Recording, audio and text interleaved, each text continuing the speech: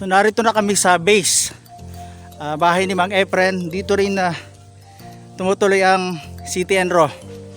Ayan. So narito na kami sa dagatan. So dito muna kami mag-i-stay sa base, kakain, magpapahinga, then pupunta kami ng Dagatan Lake dito lang sa likod.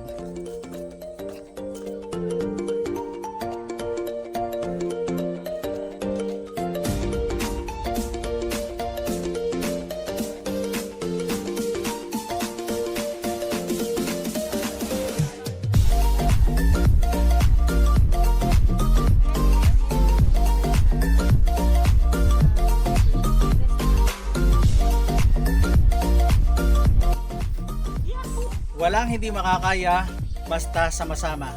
So ito ang aming team Dagatan Lake. Narito na kami sa Forest Land Monitoring Station dito sa Dagatan.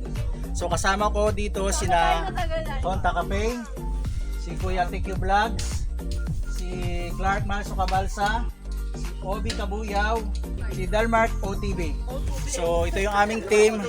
So narito na kami sa Forest Land Monitoring Station. So nandun lang yung Dagatan Lake. So pansamantala, papahinga muna kami ngayon, magtatanghalian. So mamaya pupunta na kami dito sa Dagatan.